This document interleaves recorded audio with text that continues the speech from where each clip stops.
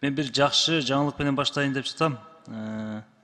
Урматтуу төрага, урматтуу президенттин өкүлү. Мына жакын күндөрү Ош шаарында Кыргыз Республикасынын 38 жылдык эгемендүүлүгү өттү да. Жогорку деңгээлде өттү.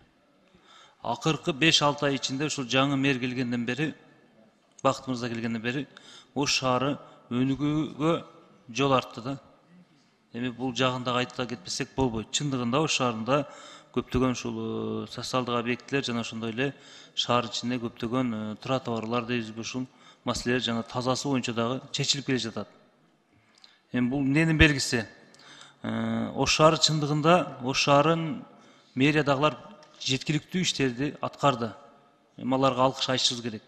Жана ошондой эле мына эгемендүүлүктү дагы жакшы өткөрүп беришти. Өзүңөр билесиңер, 20 жылдан бери чечилбей келген таза суу маселесин дагы ушул биздин Ош шаарынын мэриясы чечти.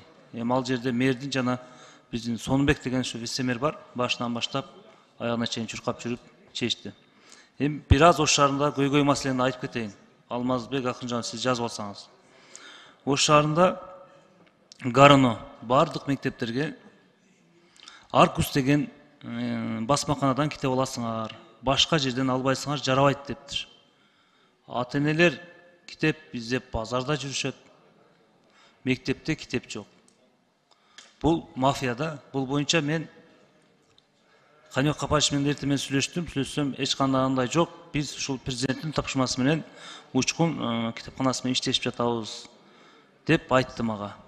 Эми ушуну жергиликтүү бийлик дагы көзөмөлгө алса, биринчиден Гароно менен сүйлөшүп, эмне үчүн ата-энелер кыйналып базарда китеп издеп жүрүш керек? Мындай болбойт. Жана ошондой эле Ош Бишкек шаарлары кышкы даярдыкка кандай?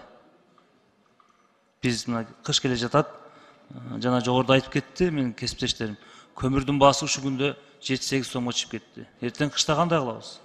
Газды тартыш болот деп жатат. Газ жок болсо, көмүр жок болсо, электр энергиясы тартыш болсо, элибиз кандай болот? Ошол жагына да өкмөт келип бизге маалымат берсе. Жана ошондой эле китеп боюнча айтып кетти, мына жогоруда дагы айтышты.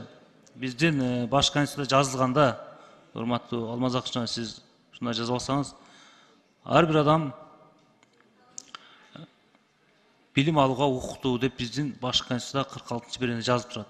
Ушул аткарыла турган болсо, ушул биздин аткаруу бийлиги өкмөт иштеш керек. Президент тапшырманы жакшы берип жатат. Айтып жатат.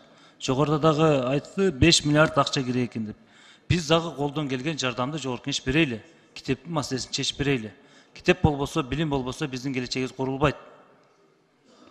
Ушунун бардыгы протокол тапшырма, урматтуу төрага берип койсоңуз.